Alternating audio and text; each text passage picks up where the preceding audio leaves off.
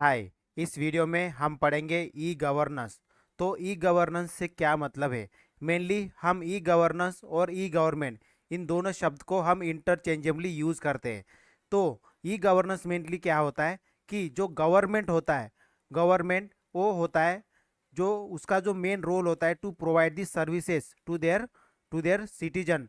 तो ये जो सर्विसेज है ये through the use of ICT devices provide किया जाता है। तो that is the e governance mainly. Okay, तो ई गवर्नेंस में मतलब मेनली जो गवर्नमेंट जो भी सर्विसेज प्रोवाइड करती है to their citizen, and that services can be provided through the मतलब आईसीटी की यूज से, इंफॉर्मेशन कम्युनिकेशन डिवाइस से जो भी सर्विसेज प्रोवाइड करता है गवर्नमेंट, उसको मेनली ई गवर्नेंस कहा जाता है।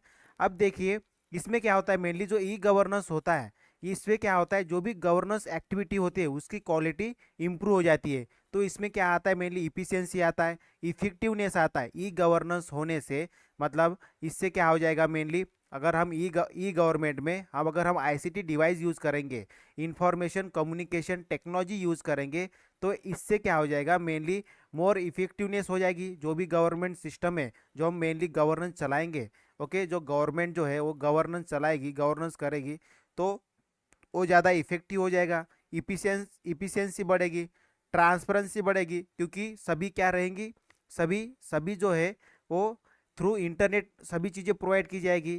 तो इससे क्या हो जाएगा, मेनली ये सभी चीज़ें इससे प्रोवाइड की जा सकती है, जो कि गवर्नेंस क्या हो जाएगा, फिर बहुत ज़्यादा इफेक्टिव हो जाएगा, इफिशियंट हो जाएगा और ट्रांसपेरेंट हो जाएगा। तो इससे मेनली ई गवर्नेंस होने से, ठीक है, इसके क्या क्या इंपॉर्टेंस होंगे, उसके क्या क्या फीचर्स है मेनली ई गवर्नेंस के। तो देखिए पहले क्या होता था, ई गवर्नेंस से पहले मतलब जब जब ई गवर्नेंस नहीं आया था उसके पहले क्या होता था कि जो गवर्नमेंट जो सर्विस प्रोवाइड करती थी, उस जो भी सर्विसेज प्रोवाइड करती थी, तो उसको सिटीजन को मिलने तक मतलब मिलने के लिए काफ़ी डिफिकल्टी फेस करना पड़ता था सिटीजन को उस सर्विसेज को लेने के लिए। क्योंकि काफ़ी सारे डिफिकल्टी, जैसे कि मैक्सिमम जो वर्क होता था गवर्नमेंट का ऑफिस थ्रू होता था, जिससे काफ़ी ज़्यादा लंबी लंबी लाइन लगती थी। और कभी कभी क्या होता था, जो एम्प्लॉयज़ होते थे वो भी अपसेंट रहते थे, और कभी एरोगेंट टाइप एटीट्यूड भी करते थे जो एम्प्लॉयज़ होते थे। इस तरह से जो सिविल सर्वेंट है वो भी अच्छे से बिहेव नहीं करते थे। तो ये सब क्या है, ये सब क्वाइट मतलब ये सब कॉमन मतलब ये सब डिफिकल्टी फेस किया करता था सिटीजन। अभी जैसे ही, और सबसे इम्पोर्टेंट तो उनको जो सिटीजन को जो सबसे ज़्यादा दिक्कत होती थी वो थी करप्शन प्रैक्टिस से। क्योंकि क्या है, ये सभी दिक्कतें तो हर कोई चाहेगा कि हमें डिलीवरी जो भी सर्विस जो मिलेगी वो क्या मिलेगी, आसानी से मिले। तो इसलिए वो क्या करते थे, मेनली करप्शन एक्टिविटी को आगे बढ़ावा करते थे, सिटीजन भी और एम्प्लॉयज़ भी। तो ये सभी चीज़ों को ख़त्म करने के लिए मेनली ई गवर्नेंस का कॉन्सेप्ट लेके आ गए। इससे क्या हो गया, मेनली इससे जो आईटी परफॉर्मेंस है, इससे आईटी परफॉर्मेंस बढ़ा है एक तो, उसके बाद प्रोडक्टिविटी बढ़ी गवर्नमेंट ऑफ इंडिया की। और जो भी अभी गवर्नमेंट ऑफ इंडिया ने जो मेनली अप्रूव किया है कि हमें ये प्रोडक्टिविटी बढ़ाना है, आईटी परफॉर्मेंस बढ़ाना है, तो इसके लिए इन्होंने मेनली जो नेशनल ई गवर्नेंस प्लान है इसको इन्होंने अप्रूव कर दिया, जिससे कि ई गवर्नेंस को आगे बढ़ाया जा सकते। अब ये ई गवर्नेंस जो नेशनल ई गवर्नेंस प्लान, इसको अप्रूव करने से क्या हो गया, मेनली जो जो गवर्नमेंट सर्विसेज थी उसकी जो डिलीवरी होती थी सिटीजन को, जो गवर्नमेंट सर्विस प्रोवाइड की जाती थी सिटीजन को, ये क्या हो गई, अभी काफ़ी ज़्यादा इम्प्रूव हो गई।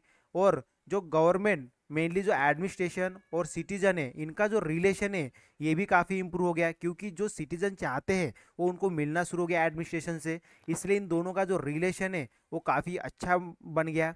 और सबसे इम्पोर्टेंट ये जो ई गवर्नेंस आया है, e governance, okay, e governance का क्या मकसद है, मेनली ई गवर्नेंस से मतलब ये है कि जो सिटीजन होंगे उनको जो भी एडमिनिस्ट्रेटिव या पब्लिक सर्विस जो भी प्रोवाइड की जाएगी उनको उनके लोकेलिटी के अंदर प्रोवाइड की जाएगी। क्योंकि ये क्या है, ई है मतलब इंटरनेट थ्रू प्रोवाइड की जाएगी, तो जहाँ पे भी इंटरनेट रहेगा वहाँ से उनको इजीली एसेसिबल कराया जाएगा जो भी सर्विसेज है। तो इससे इफेक्टिवनेस बढ़ेगी, ओके, ट्रांसपेरेंसी बढ़ेगी, रिलायबिलिटी बढ़ेगी। और सबसे इम्पोर्टेंट ये चीज़ कि इससे जो भी सर्विसेज मिलेगी सिटीजन को अफोर्डेबल कॉस्ट के अंदर मिलेगी।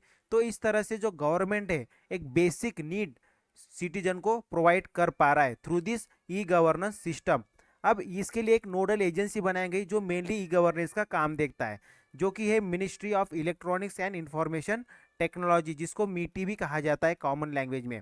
तो ये मिनिस्ट्री मेनली किस चीज़ के ऊपर काम करती है, जो पेपर बेस्ड जो मेथड है उससे हट के अभी हम अल्टरनेटिव मेथड लेके आए, that is only the e governance. तो इससे क्या हो जाए, जो कम्युनिकेशन और उसके बाद जो भी स्टोरेज है इंफॉर्मेशन का, उसको काफ़ी ज़्यादा बढ़ावा मिल गया।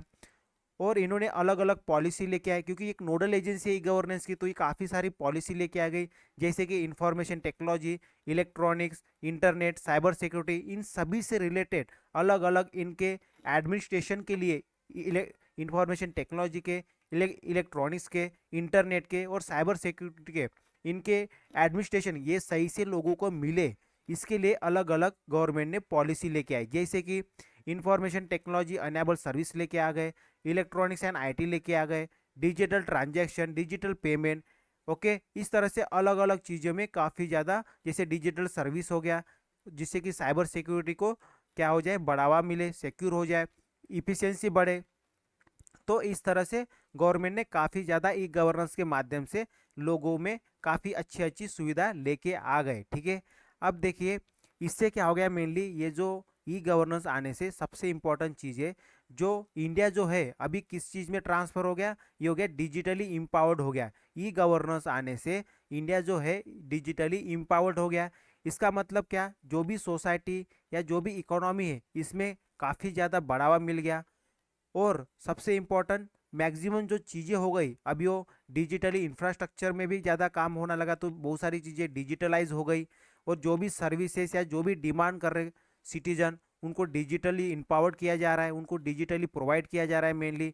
तो अलग अलग चीज़ों में इंफ्रास्ट्रक्चर हो गया, मैन्युफैक्चरिंग हो गया, skill and delivery perform platform हो गए, या सेल्फ रिलायंट नॉलेज इकोनॉमी हो गई, सभी में जो ई गवर्नेंस है ये काफ़ी ज़्यादा क्या हो रहा है, बढ़ावा मिल रहा है इससे, और लोगों को इससे काफ़ी ज़्यादा सुविधा मिल रही है। तो इसी से नज़र रखते हुए जो गवर्नमेंट ने ई गवर्नेंस को ही ध्यान में रखते हुए अलग अलग प्रोग्राम लेके आ गए, जैसे कि ई क्रांति प्रोग्राम हो गया। इससे क्या हो रहा है, मेनली जो भी ई गवर्नेंस सिस्टम है या ई पॉलिसी है, अलग अलग पॉलिसी भी लेके आए अलग अलग पर्पज़ के लिए।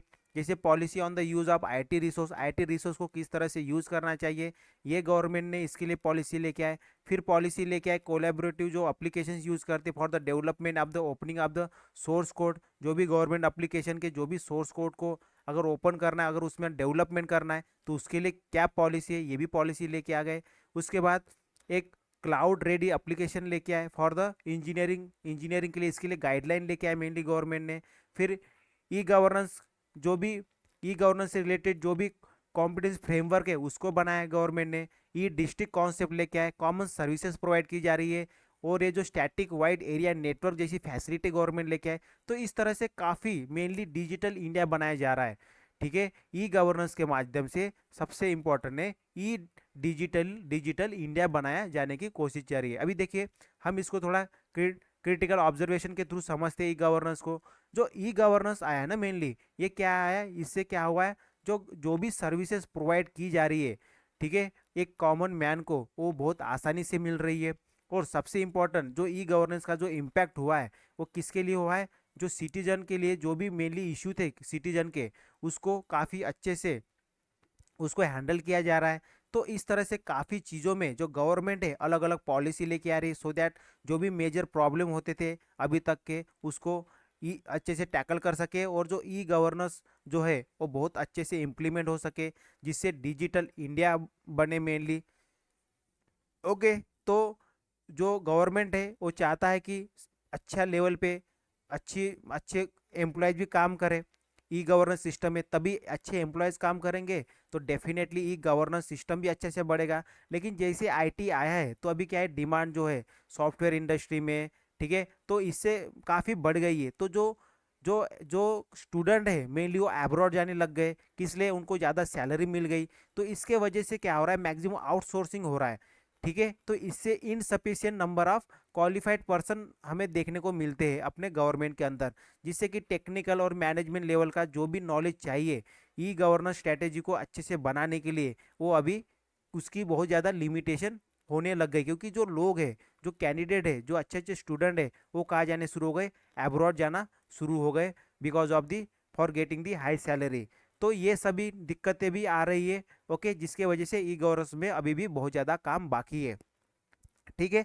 तो मेनली ई गवर्नेंस ये फ्यूचर है इंडिया का, क्योंकि आज के समय में जिस तरह से इंटरनेट ओके एक बहुत इंपॉर्टेंट रोल प्ले कर रहा है, उस हिसाब से ई गवर्नेंस ये एक बहुत बड़ा इनिशिएटिव है गवर्नमेंट ऑफ इंडिया का। ठीक है।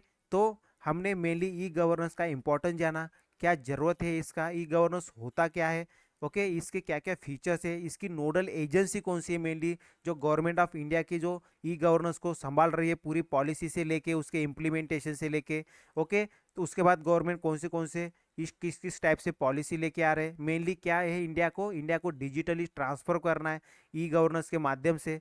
और जो भी इंफ्रास्ट्रक्चर है, मैन्युफैक्चरिंग एरिया है, स्किल है, जो भी सर्विस डिलीवरी प्लेटफॉर्म है, वो सभी को इम्प्रूव करना है, ई गवर्नेंस में लेके आना है। ठीक है। ये मेनली मकसद है इस ई गवर्नेंस लाने का। तो ये था मेनली ई गवर्नेंस, इसके फायदे, फीचर्स, कैरेक्टरिस्टिक, क्या क्या लिमिटेशंस है। ओके ये सभी चीज़ें हमने इस वीडियो में जाना। So that's all for this video. Thank you. Bye bye.